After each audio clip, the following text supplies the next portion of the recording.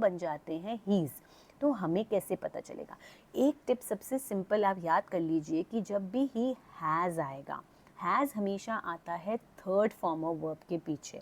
तो जब भी अपॉस्ट्रोफी एस के पीछे आपका थर्ड फॉर्म ऑफ वर्ब है तो इसका मतलब ये हैज़ है, इसका मतलब है वो काम हो चुका है। जैसे ही इज़ गॉन, वो जा चुका है। ही शी इज़ फिनिश्ड मतलब वो काम कर चुकी है। शी इज़ फिनिश्ड मतलब वो ख़त्म नहीं हो गई। शी हैज़ फिनिश्ड मतलब कोई काम था जो उसने कर दिया है।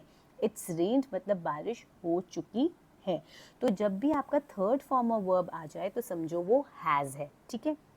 उसके बाद वो कहता है कि जब इज़ आता है, इसके पीछे हमेशा आपका आएगा, हमेशा वर्ब जो है वो थर्ड फॉर्म में नहीं आएगा। इसके पीछे वर्ब आता है आईएनजी। जैसे ही इज़ प्लेइंग, तो मैंने क्या लगा दिया, ही। अब मुझे पता है एस के पीछे आईएनजी आया तो ये इज़ है। ही इज़ प्लेइंग मतलब ही इज़ प्लेइंग।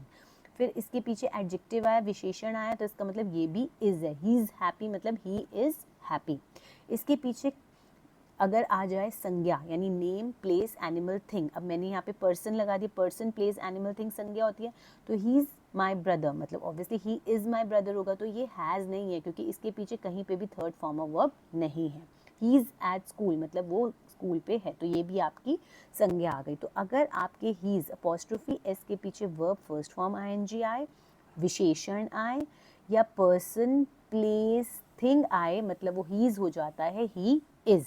अब ये देखिए यहाँ he is gone to the market, ये क्या है आपका थर्ड फॉर्म ऑफ वर्ब, तो ये हो गया ही हैज़। अगर आप यही सिंपल टिप याद रख लीजिए तो रीडिंग में जब भी आप नॉवेल्स या कुछ पढ़ेंगे या कोई कॉम्प्रिहेंशन पढ़ेंगे, कई बार ऐसी चीज़ें दी होती हैं आइल्स के एग्ज़ाम में, यूपीएससी के एग्ज़ाम्स में कि ये अपॉस्ट्रोफी एस होता है, तो हम इसका मीनिंग सही नहीं समझ पाते। तो मीनिंग आप इसकी पहचान कैसे करेंगे? आप बस इसके पीछे देखिए क्या है। अगर तो थर्ड फॉर्म ऑफ वर्ब दिया हुआ है तो आपने कुछ नहीं सोचना, वो ही हैज़ है, नहीं तो बाकी सारे क्या हैं, ही इज़।